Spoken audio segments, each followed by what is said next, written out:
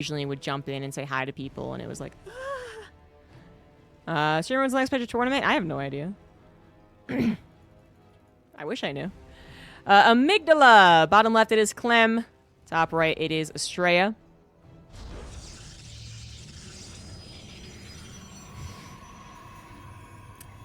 Any insider scoop on whether or not GSL is coming back? I have an insider scoop. The inside scoop is no one knows. Yeah, everyone's waiting. Everyone, legitimately.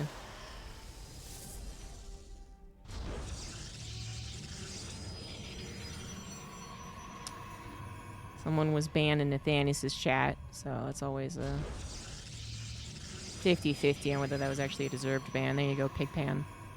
You can now talk in my chat. All right. All right, I'm all caught up. So let's talk about the game here. We got TvP.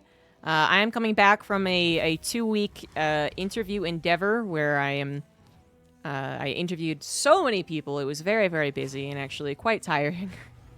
I did not have as much of a fun time in Korea as I usually do, but you know, this is what it is.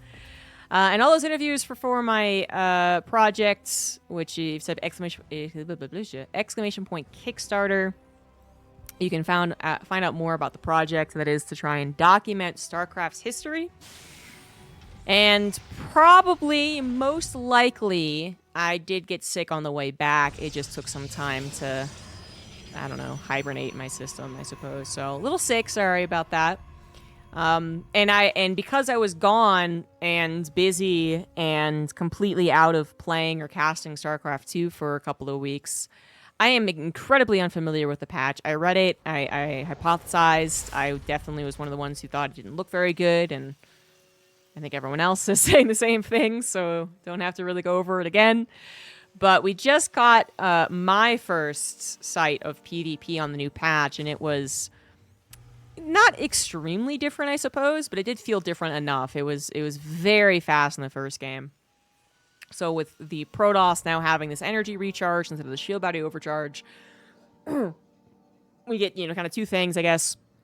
Increased scouting possibilities with the Sentry and Hallucination, and the possibility of an increased production because they can use it to have another chrono as well every 60 seconds. So I don't know if that's going to make every matchup with Protoss seem that much faster, but I just would really hope that it doesn't, because I think StarCraft 2 is already an extremely fast game, and any faster is actually really going the wrong direction.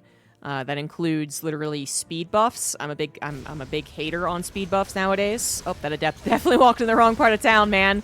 Quick recall, though. Nicely done by Astrea to save that Adept. One more Adept, one more shot on this early harassment opening of Clem could be a big difference maker, honestly. So it's actually legit important. What would be even better, though, is this Adept had a shield battery that was actually helping it out a little bit. Right now, the Stalker is the first and almost last line of defense against 3 Reapers and 2 Hellions. But of course, the grenade will take that out of the equation pretty freaking quick. Not much you can do about that. Stalker is almost dead already. Adept was just basically dead anywho. Oracle will come to save the day as far as the probes are concerned, but the 2 units at the front, not much you can do about that. Nice use of the overcharge, which, I mean, what are we calling it? Recharge? Nice use of the recharge. There we go. Nice use of the recharge. Get that Oracle built up again to try and take care of the Hellion. Maybe the Reaper too, although that's not going to be able to be found out before we get to Scout. Obviously, we know what the opening was. It was an Oracle. But to make sure that this was an Oracle into Twilight Council is something you still would want to do. It's possible it's Oracle into Phoenix, but... or even just, you know, second Oracle, actually. But, yeah, it is into Blink. So, nice scout by Clem. Didn't get much damage done with the actual attack, but the Oracle timing could not have been any better. And now the Oracle can try and do its own scouting, which it does need. You know, Astrea, one of the few Protosses who does opt to open for a Sentry every now and again. He has that build in his repertoire, but not this time. Needs the scouting done by the Oracle, but the Widow by nicely done, Astrea, making sure to pay attention when closing in on the Terran base, because you know Terrans have gotten really clever about their Widowmine positioning. Either it's on the edge here, sometimes they'll even predict the Oracle and like put it here as well. So Astrea making sure that he knows what's up. You know, some complaints that I've heard about the patch that I think are correct as well, but this is why we're watching the PTR games. I do think that the Oracle is going to become this really important opener, but what I think people were hypothesizing was that maybe Storm could have a bit more of a place in this matchup, which that's a little more exciting, but the opening will probably stay pretty Oracle dependent. But yeah, the Storm becoming more of a mainstay in the matchup. I mean, it's not the ideal situation for people under professional, I would say. I think early Storm actually still rips and shreds a lot of non-professional Terrans. But when it comes to the pro scene of TvP, early Storm has its weaknesses for sure. And so we've seen it experimented with. We've seen it kind of have its heyday like once every, I don't know, year, something like that. But the fact that Storm has, you know, kind of gone out of the typical openings, I guess, is a little sad. Because I remember Ring King versus Parting. You know, that was Charge Storm. Anyways, Energy Recharge. Basically popping out with at least like one High Templar with Kadarian Amulet. That's a pretty big difference, actually. And then having those emergency storms is always been kind of critical to making a storm-based play work. Because the Terran just gets one EMP off, and then we're always like, oh, that's an excellent stasis trap. Nicely done. And then we're like, oh my god, all the High Templars are gone. Let's freaking run and gun. And having a backup storm ensures that you don't just lose right then and there. Gonna be easier to have that backup storm with the recharge. It's kind of liking this. I'm liking that we're gonna see more of it. Perhaps. Maybe.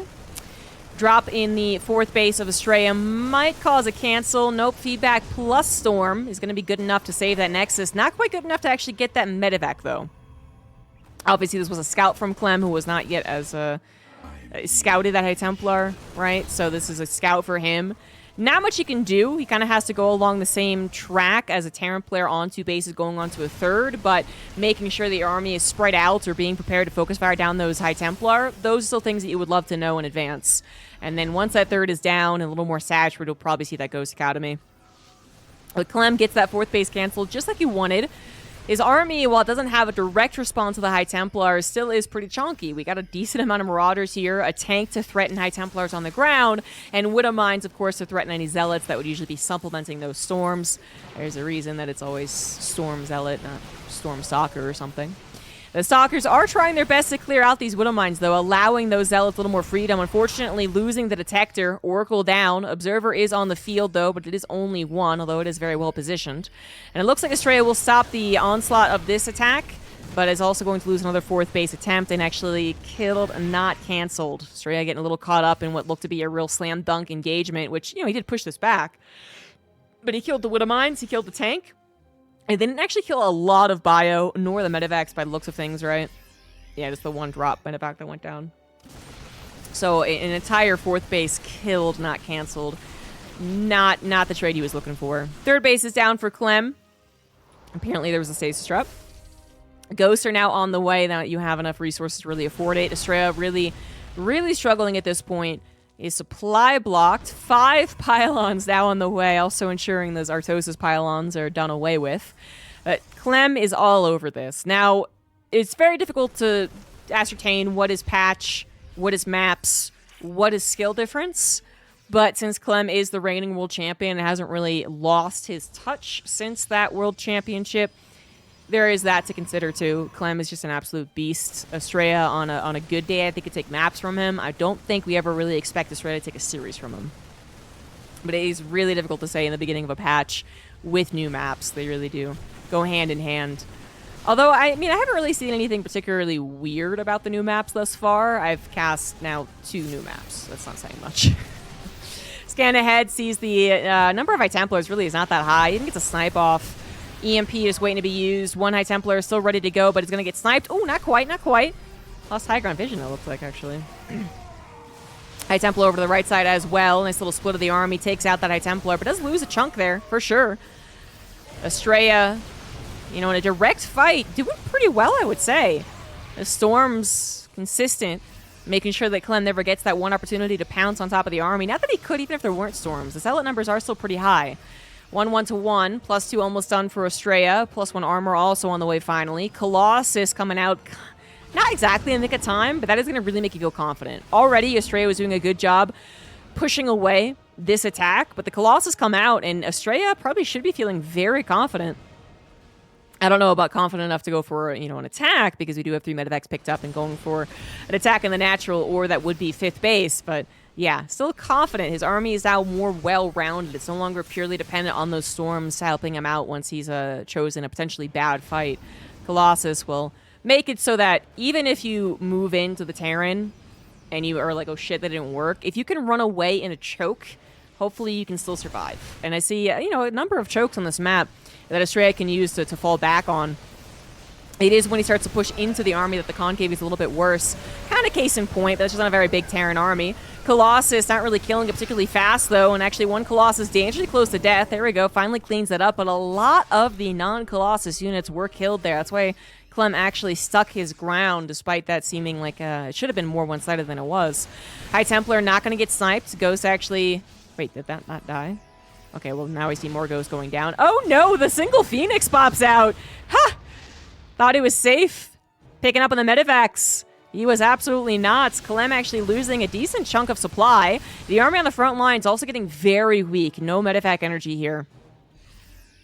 Storms are oftentimes more of the highlight for sure. But feedbacks should not be forgotten. The combination of both often leaves those medevacs high and dry, which then makes producing Vikings more of a difficult question. Do I or don't I? Do I need more medevacs first, or do I need those Vikings? Because now the Colossus are out, and I need responses to both Storms and Colossus. And I guess medevacs are kind of a response to Storms, if you will. But it's a conundrum. It's a more complicated engagement. So while Clem did seem to have a really nice start, things have certainly evened out. Astrea finally getting back up to 5 bases. Good upgrades as well. Clem closing in on his +2 as Astrea looks for an engagement, though. And actually 2-2, so maybe Astrea going to be outgunned here as he tries to move forward. No detection on the army means that Astrea doesn't really know what he's walking into. Obviously, the Terran has scans, so they can see the full might of the Protoss army. But even though, again, the medevacs are almost out of juice, a lot of this army not going to be healed up. Astrea wouldn't know that for sure. And you still have to really respect a 2-2 Terran army with a concave and enough Vikings start tearing down those Colossus as well, right? Respect should still be given. Never assume it's the only army on the field, because if he did, this army would have already probably ran its way to the north. But the Observer over on that left side, though, Astrea is able to respond, splits his army a little bit, looks to be pretty much perfect with the shield battery and the cannon on the way, is preparing a transition, which, you know, we're talking about overall PvT in Legacy of the Void. There's the classic time where it's, you know, the Terran pushes, gets concaves, does drops, blah, blah, blah. Protoss kind of gets solid 4 base, 5 base setup, then kind of is the pusher. Terran maybe has some trouble dodging and weaving against the Disruptors and dealing with Zealot run-bys. And then they get to Liberators, and then you get to Tempests. Well, we're not on Liberators yet, that's for sure. Clem is actually still looking for a main engagement, so Astrea opting to invest into those Stargates might not have been super well timed. He does need a lot more on the ground right now. A bit of a haphazard engagement for a poor Protoss player who just thought that it was only a segment of the army over to the left side and didn't actually bring the full might of his army to the front in time. Bringing it, you know, 30% to 30% to 30% has led to a catastrophic loss of units. That is a 70 supply difference. Yeah, I think that was literally the issue. Astrea probably at some point realized it was the whole army. That's a very weak Terran army, but no. He probably realized it was a weak army, but then still didn't have his army in position, thought he could defend that 4th base. Ended up that was absolutely not the case. Could not defend his 5th, actually. But still. Unfortunately, while the army was very low, it is without energy, and it is dying. Clem has another army ready to go. Somewhere. He's gathering it up now. Still a 60 supply difference as Clem takes his 5th base, counting is hard, and is about to take his 6th as well, and Astrea is going to tap out. GG. El Dorado. Okay, finally get into another new map here. Bottom right, it is Clem. Top left, bottom left. Oh, it is Astrea. We do have our definitely not U-shaped map. It's very not U-shaped, but both spawning on the bottom here. It is as close to U-shaped as I guess you can still say it is U-shaped, I suppose. But we got ourselves some throwback to... Oh no, what was that map called? Not Arena, that's what I'm thinking of. What is that other map? Habitation Station? Nope, that's not the one. Shit. It was the one map that people were initially very hesitant about, and then they were like, actually, this creates really fun... No, not that far back, not Scrap Station. It actually creates some really fun games, and it was on, you know, there was the... I literally cast it for the SEL, the StarCraft Evo mod tournament. They actually have it in the map pool, and I've totally forgotten what it's called. Anyways, spawn bottom left, bottom right, and then you have kind of an option to center your expansion process to the south. Golden Wall. Thank you, Mike. Exactly. Golden Wall. That's the one. So you can go down to the south, but then your opponent could also expand to the south, and then you can have a lot of your engagements around the south side, and almost forget about the north side occasionally. Or the opposite can hold true. And occasionally we see, you know, one person expand south, one person expand north, and it gets kind of weird as to where the actual engagements go down. But it creates, you know, a lot of different games, and I certainly don't mind seeing it come back. I mean, we did have a U-shaped map just in the opposite, I mean, flip it 90 degrees, but anywho, I think people you know, they actually had really good memories about Golden Wall. After a pretty big pushback on it, I really remember this. I think I'm pretty sure I'm not crazy. People did not like Golden Wall in the first month or whatever of it being produced. Ooh, that chrono on a supply blocked gateway. Ooh, ow, eesh. Why does this happen? Because even the pros are human. Clem did go for an engineering bay block, which then messed up Astrea's Nexus timing. He decided to go for the third base as his natural instead, and in the process of doing that and ensuring that it actually got up and running and wasn't blocked once again, he forgot his second pylon. So that's it's very unfortunate. Very unfortunate. It doesn't make it look very good as far as the start goes after you already lost the first game, but it's not the end-all be-all. What could be the end-all be-all of the second game, though, is the fact that you did take the third over on the unprotected base, and Clem is doing the good old engineering block into Hellion pressure. Now, this is not uncommon. The Protoss player needs to be first and foremost wary of this follow-up. And so Astrea did just get a scout on the most likely build, which is 4 Hellions, not just the one that he scouted. And then you have to actually defend against it. And that's still a pickle, man. You can know for a fact. They could literally tell you what the build order they're going to do is. And if you have to take that third as your natural, you still have quite the conundrum to actually defend all your probes. So what's the solution here? Clearly Astrea, first of all, energizes his Oracle. He's going to have a lot of energy there. Using it for a stasis trap in the main. Very cute. But then also did not actually put any probes in the third base, meaning he only has to defend one base. And that stasis trap was so baller. That was such a good idea. And it really was only possible with the energy recharge. Apparently Clem, playing some Protoss on the PTR, I guess, had already done this. But it's still pretty cool. Because if you only stasis trapped with the old Oracle, the one that only had a finite amount of energy, then you still had to worry about whether or not, you know, it only caught 1 Hellion or 2. Reducing the kill shot, right? In this case, even if it had only caught 2 Hellions or 1 Hellion or something, the Oracle still would have helped out on the actual damage portion. Obviously, it's much better that the 4 Hellions were all trapped. So Astrea, he is handling this non-stop pressure pretty well. Phoenix also catching the medevac, ensuring its death. It won't stop the Widowmine drop, but to ensure the medevac dies is actually pretty nice. He also manages to save the Phoenix that was almost going to get 2-shot. But all the Widowmines have now officially popped. Only 2 probes went down. So Astrea seems to be handling this really, really well, right?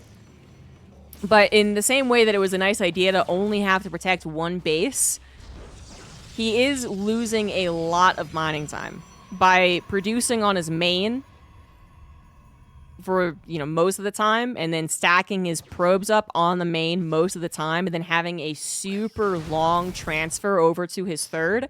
There's a lot of lost mining going on right here. So this is where my heart really goes out to the Protoss.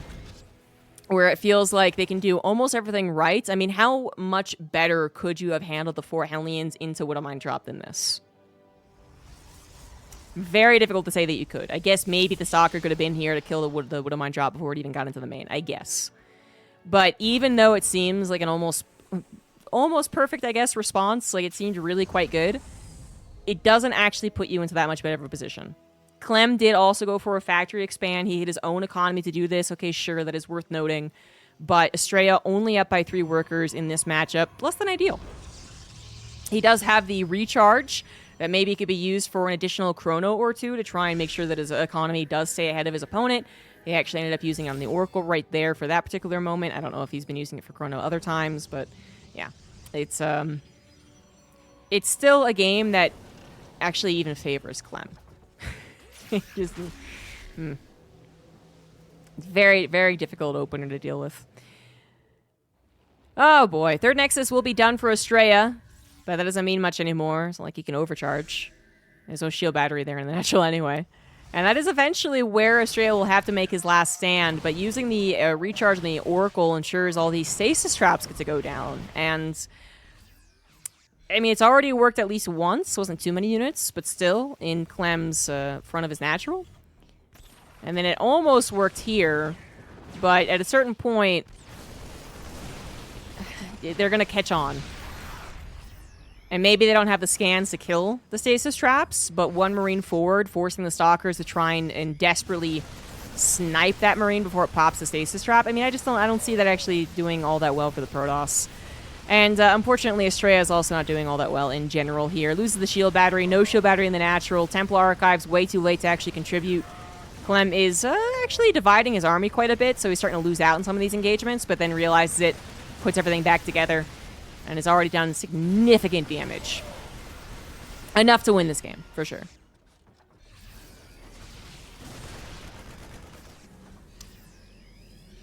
And now the tank is encroaching on the reinforcement point. We'll get a couple of good shots, honestly. Taken down, though. But this is already enough damage. This is already enough damage. Stasis Trap helps out a little bit more. The 2 medevacs will still be able to escape. 6 probes went down. Again, a lot of lost mining time. And Clem is not done. Heading into the main base. 2 medevacs about to hit the main base that is just completely undefended. Yep, GG. Clem with a 2-0. Just too sharp, too fast. Still dominating this matchup. Patch or no patch. But the patch definitely didn't help Protoss.